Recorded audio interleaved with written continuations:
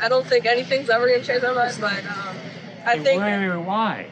What do you mean? What do you mean when you say nothing is ever going to change my mind? Well, I just know several people from several different religions who are all just as sure that theirs is the correct one and that the other ones are the false ones, and it can't all be right.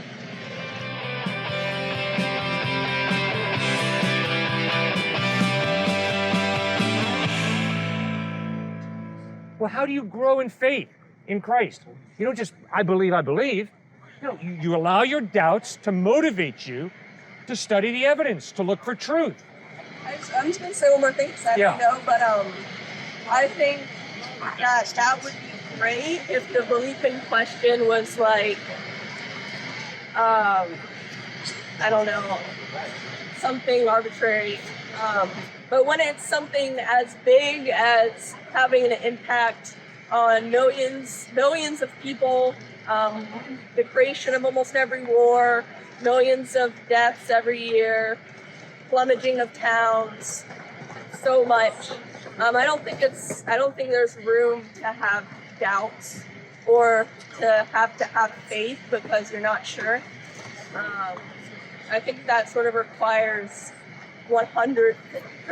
If I don't believe in something and someone's belief is telling me, someone who doesn't believe it, what I should and shouldn't do and what I can't do and what's a sin and what's not, then to overstep like that, you better be pretty damn sure. So that's all I have to say. Now, maybe you're different from me. Maybe you're always sincere. Maybe you're always authentic. I am not. But when I look at Jesus Christ, there is a sincerity, there's an authenticity, there's teaching a high moral standard and living up to that high moral standard that demands my respect. And then when I see Jesus die on a cross, be buried in a well-known tomb of Joseph of Arimathea, and 3 days later he rises from the dead, guys, it's a no-brainer. He's more reliable than I am. That's why I put my faith in him, because the evidence is Jesus Christ is more reliable than I am. That's why putting your faith in yourself like that, I could never do. Because the evidence is I'm very fickle, I'm very finite, at times I'm hypocritical, at times I do the wrong that I know I shouldn't do. I am one mixed up dude. That's why you don't put your faith in yourself. Because guess what?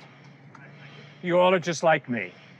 Don't mean to offend any of you, but you all are just like me, except for one student at MIT. I was speaking at MIT, and a guy raised his hand and said, I've never done anything wrong. I'm morally perfect. Everybody broke out in laughter. Because the guy was lying through his teeth. Obviously, we all know we've done wrong. And Christ offers us forgiveness. He's the way to go. Because the evidence is he's reliable in a way that the options are not. Now, if you got a better option, please tell me. Because I am a searcher for truth. So if there's a better option supported by more evidence than supports Christ, please tell me. But I'm doing this for 40 years, and I've had the privilege of getting to know some of the most brilliant professors on fine campuses around this country. They have never given me a better alternative to Jesus Christ. Do you think it's like the proof of the soul to someone who is kind of doubting that you have a soul in general? Good. Very good question. That is right. That is wrong. And that's a conscience. It's not physical flesh. It's the ability that God has given us in our minds to distinguish between justice and injustice, right and wrong. You can love. You don't have to love. You can be a deadbeat dad one day. Or you can be a responsible dad who loves your kids. You don't have to do either. You have free will, and you have the ability to love. Guess what? I hope you marry a woman, not just because she's the most gorgeous woman you've ever seen, but because you love her. In other words, yes, sex is good, it's a gift from God, and sexual attraction is appropriate and good. But there better be something more to love than just sexual attraction. There better be a connection with you, between you and another person, a soul. Right. Paul also says about to die is Christ and to live is gain or something like that. Okay, good. That makes that up? Or? We can, especially your guys' age at college, you guys are philosophizing about death more than you realize, right? You're the furthest away, typically, unless you're going through something serious, from experiencing it. So we can't even get there from maybe an evolutionary perspective, God protecting our minds, whatever it might be. We can't even come close to grasping what is death going to be like. We're all going to pass away. Similarly, we can't even come close to grasping how long eternity is. Just how long eternity is. And so when Paul, when John, when so many people talk about how every single tear is going to be wiped away from every single eye and there will be no more suffering, pain, or death, we can't grasp that. We can't grasp that idea because here, there is suffering here that we deal with every single day, and we see it with our friends, with our loved ones. And so when Paul talks about this, it is such, even in that day and time period, it was the furthest thing from people's minds because they were treating each other, just like Cliffe was saying, as dirt. Every single human body, especially females, was just a urinal. It was just a urinal for people to do whatever they wanted to in any orifice they wanted to. And so now, what do we have today? Well, 75% of evangelicals think it's fine to live with your girlfriend or boyfriend, to test drive a vehicle before marriage. Promiscuity is huge, and we think, oh, you Christians are so prude. But no, Christianity lifts up the body in the sense of, if you're sleeping around, yes, it's tempting. I'm not going to lie. That's absolutely tempting. We all struggle with lust. And yet why the Bible teaches such a profoundly covenantal, relational understanding of our sex lives is because the physical is not detached from the sacred, the soul, the emotion. And all psychological studies back that up. And so when Paul talks about sexuality, when he talks about death and eternity, at times it seems so limited, it seems so ridiculous. But if you really flesh it out, it makes a ton of sense. Do you think it can be detached, the soul from the body, or is it just a habit of our sinfulness that we are so attached to what happens to us is going to affect us in our soul? Do you think it's a possibility to have reached that disconnect, or is that only Jesus Christ? You kind of see what I'm saying? We'll flesh out the end there. What do you mean by Jesus Christ is only? So Jesus is the one who, because the way I'm interpreting, whatever happens to your body, it's kind of like tempts you and it hurts your soul in a way if you're acting on those kind of things. But Jesus obviously was immune to those kinds of temptations. So do you think it's possible for someone to get the soul to where whatever happens to your body, it doesn't affect your soul in that way? Like it's not affecting how you react to it. You're able to have that reasoning behind. Right. Does that make sense? No, I think I know where you're going. So every action in the body affects the soul in some kind of way. Okay. Even sinning, for example, every time you sin, you're doubting God, whether it's his existence, his love for you, his omniscience. Every sin we make, so it's in actions, it's thoughts, behaviors. Every single time we do that, it's the soul being harmed by the physical body, or reverse, dualism, right? There's something going on there that, no, we will not be able to break out of here on this planet. Why is objective morality proof of God? I think that it is, but I struggle convincing people that. I struggle telling people that's the case. Like, what are some arguments that I could use to maybe argue that point? Absolutely. Great question. Okay, so I would start with, are there moral values and is there moral obligation? So is there truly a right and a wrong out there or not? Is there a moral plumb line? And we can all say, hey, that's crooked based off of what is straight. So some people will say, well, we just kind of evolved to eventually get to the point of understanding what's really right and wrong. But that doesn't make sense. We all know instinctually, like Nietzsche talked about, if you say, hey, serving the person is really good, but if you can actually harm the person and that will help our gene pool get ahead, you gotta say that's good too, because the whole purpose of living is to propagate the species, right? And so Nietzsche said that doesn't make any sense from an atheistic standpoint. You can't argue for moral obligation. So start with not the Christian God. It's just God in general. It's a transcendent source to say there is moral obligation out there. So moral values, moral obligation. Obligation has to do with your speech. You ought not to have done that. You should not do that. And every time you say that, you're smuggling in a type of moral plumb line that is objective. And so when somebody says, hey, your truth is your truth, my truth is my truth, ask them, oh, is that true? Is that true? So you're appealing to a type of personal morality, but not moral obligation. The moral obligation, again, is outside saying, no, this is true, and this is wrong, this is good, this is evil for all. So starting there, evolution, strong eat the weak. It's raised red in tooth and claw. It's, hey, we evolved from apes, let us love one another. No, that doesn't make any sense. It's instinct. Moral Platonism. Hey, yes, there is transcendent right and wrong out there, but there's no personal being willing it to say, this is truly right or wrong. It's just randomly up there. So we can choose justice, right, wrong, and say wrong is right. It has nothing to do with a personal being who through Jesus Christ showed us what is right or wrong. The biggest argument I've heard against it is cultural relativism. Yeah. And I always hit the wall there because, like you said, it's different how cultures interpret this sense of objectivity. Right. Cannibals will not just go up to you and kill you and say, "Oh, I'm really hungry." No, they're going to have to dehumanize and convince themselves that you are not human beings before they eat you. The Nazis, the generals had to break puppies in half, rip them in half, to sear their conscience to the point of saying, the Jews, they aren't really human. Dehumanize them. Dehumanize puppies, dehumanize the actual human being. Now I can slaughter them in the most vicious way imaginable. So dehumanizing a human being cross-culturally, studies show, is really wrong, is really evil. But if you sear your conscience, sure. Totally seared, totally brainwashed. I've had schizophrenics in my office before who have gotten very mixed up as to what is really right and really wrong. And they're going to be judged differently for their actions. And yet there's a moral standard out there when we really get in touch with that moral standard and understand it. Yeah, great question. Every atheist friend of mine lives a good life. Every atheist friend of mine understands the difference between right and wrong. We are not saying that if you're an atheist, you don't have morals. That is not what we're saying. So beware that that's going to hit you when you use that argument. What we are saying is, in reality, if there is no God, then the moral system that you've created, or that your culture has created, or that I've created, is relative. Meaning by that, it is not real objectively. It's an opinion. Similar to, do you like asparagus, broccoli, or corn? And you say, well, I like corn, Cliff.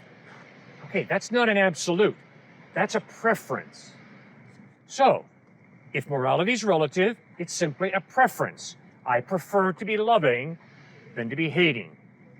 I prefer to live a sexually pure life than to live a promiscuous life.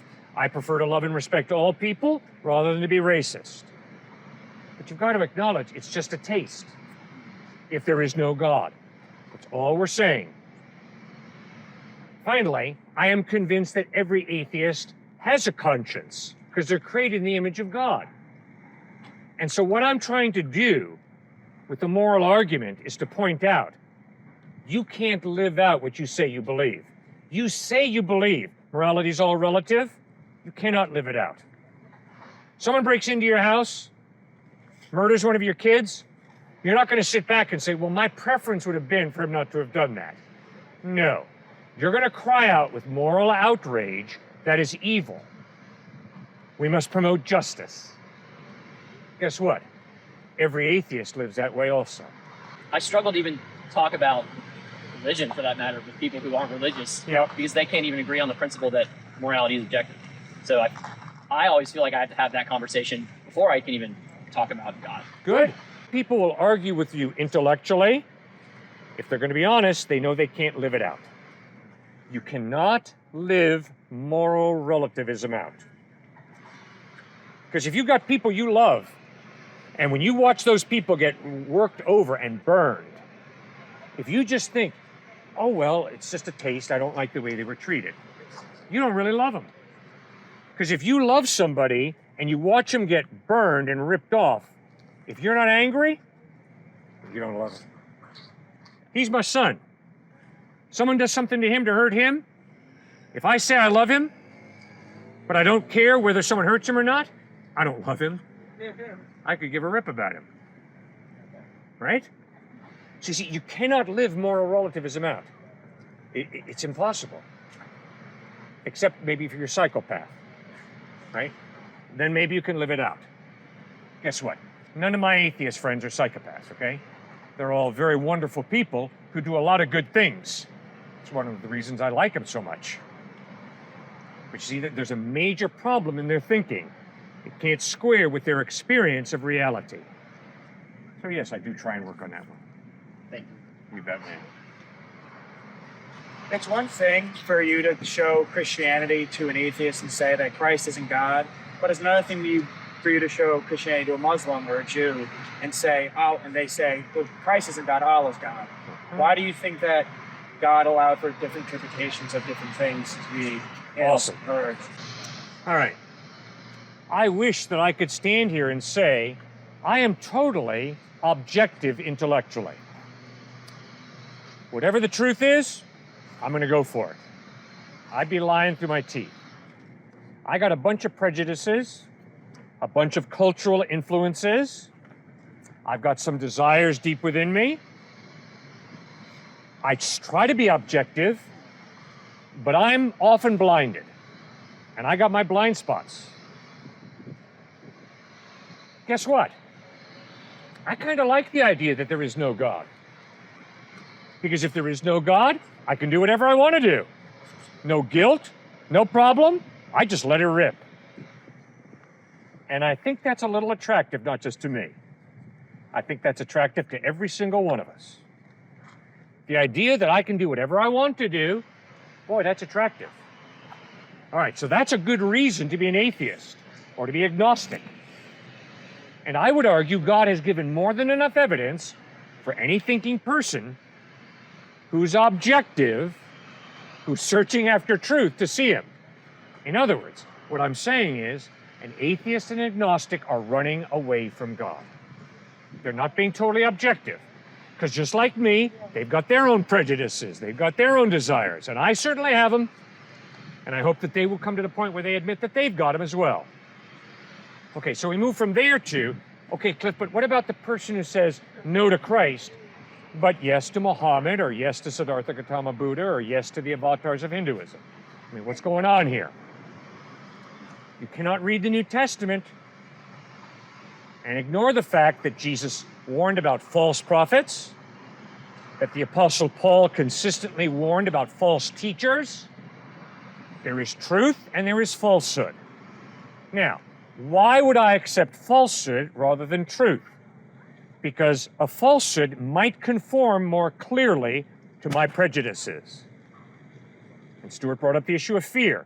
If I've got a Muslim pointing a gun at my face and pointing a gun at my family, telling me that if I don't convert, they're going to wipe them all out, I will be sorely tempted to convert to Islam. But that is obviously not why the majority of Muslims believe in Muhammad. All right? But obviously, holy war, jihad, has been used by Islam consistently. So much of this issue has to do with the human heart. My prejudices, my cultural influences, the environment I grew up in, what do my buddies believe? And it's incredibly difficult to be objective. But that's what Christ calls us to be objective, to search for the truth and to embrace the truth. But I bent over backwards today like never before, to tell you the truth, because it just hit me hard this week. I miscommunicate if I say, 100% sure Jesus is the truth. No, I'm not 100% sure. As a thinking person, I can't be 100% sure about anything. Because there's always a possibility that I'm wrong. And guess what? I think it's good to admit that. And the Christian who says to me, oh no, I don't doubt, I believe. I say, I think you and I have a different definition. Because I think if you believe totally 100%, you'd never sin. Because sin is basically saying, I don't trust you, God. I'm going to do it my way, not your way. Well, I'm not there. I sin every day. And the fact that I sin shows that I don't take God too seriously when it comes to this area. So it's a fascinating issue you raise, this issue of pursuing truth, and then how does that work itself out in our lives? Deny God, agnostic, or false prophet, false teacher, false God.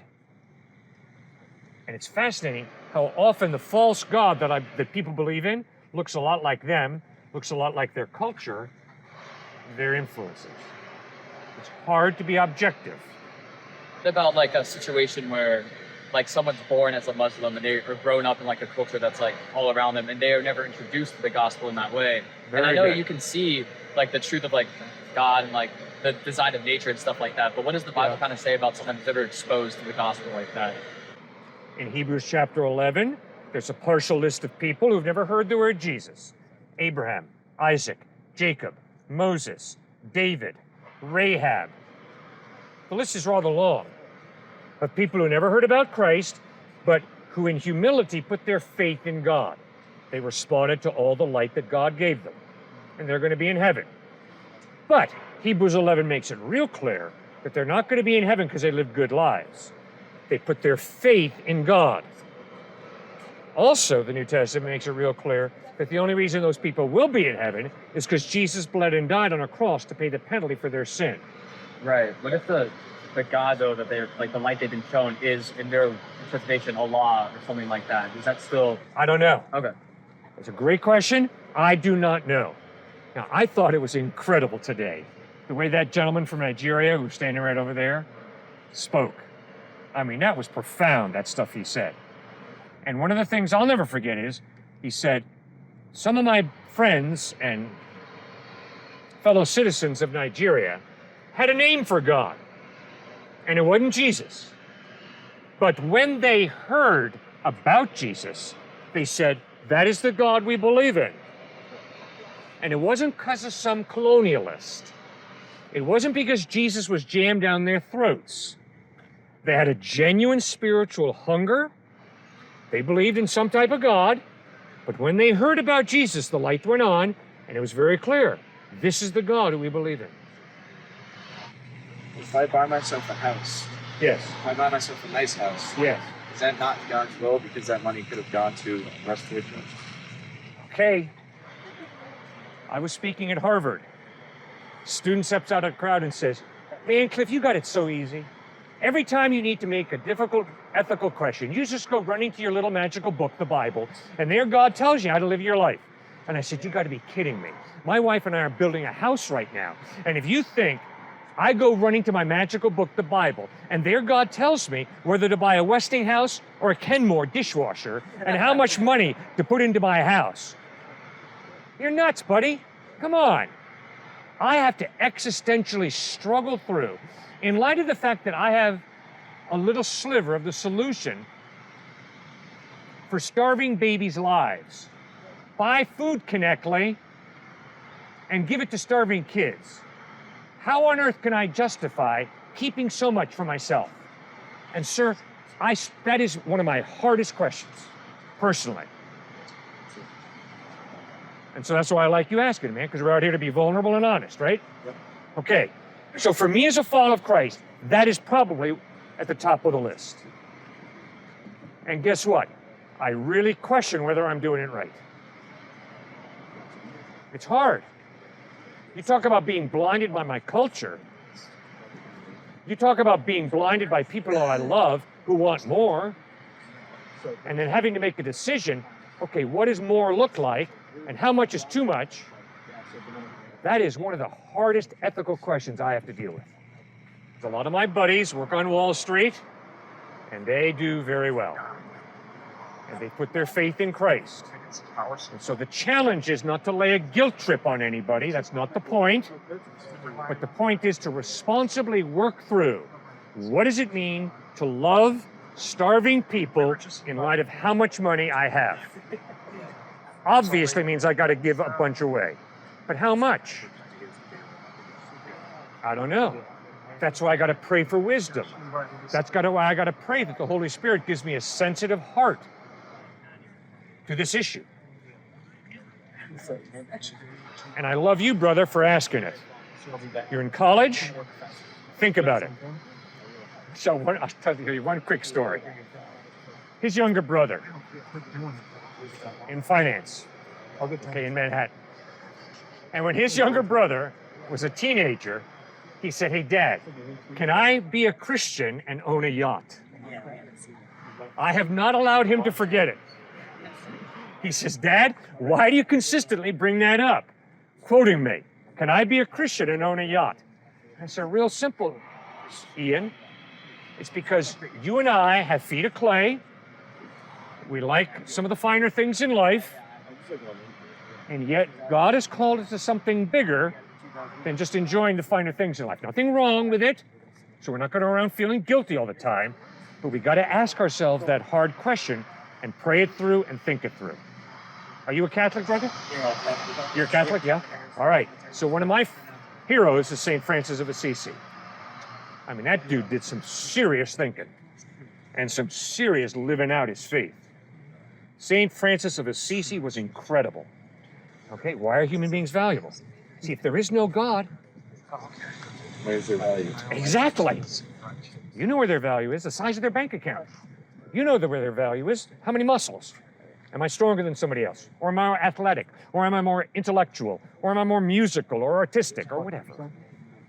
And that is an incredibly superficial basis to base human value on. No, you're created in the image of God. Meaning by that, you were created by God to reflect his character. Okay? So, the first one, why are human beings valuable? The second one, what is the purpose of life? Jam on it. Come on, Mom and Dad.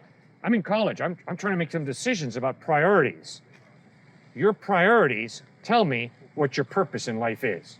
All I got to do is read your checkbook and read your date timer, and I'll tell you what you're worshiping. The way you spend your money, the way you spend your time, tells me what you worship. So what's the purpose of life, Mom and Dad? Or whoever, brother, sister. Third question, what's the basis of your ethics? How do you live your life morally? Should I cheat the IRS if I can get away with it or not? Should I lie when I'm going into a job interview, or should I tell the truth? Should I pad my resume or should I not? What's the basis of your ethics, Mom and Dad? I'm struggling. It's tempting for me to do certain things like pad my resume. A lot of football coaches and basketball coaches certainly have done that to get a job at some prestigious school. And then the fourth question is, Mom and Dad, I'm going to be sitting at your funeral probably one day, unless I die before you. So what should I be thinking about maybe seeing you one day? Yeah. Is that a possibility? Or when we all die, do we all rot? Case closed. See, those four questions. Why are we valuable? What's the basis of human value? Secondly, what is the purpose of human existence? Thirdly, what is your ethical system? And fourthly, is there life after death? I'd like to invite you to Grace Community Church, located at 365 Lukeswood Road in New Canaan, Connecticut. Our services are at 9:30 a.m. and 5:30 p.m. on Sundays. Hope you can join us.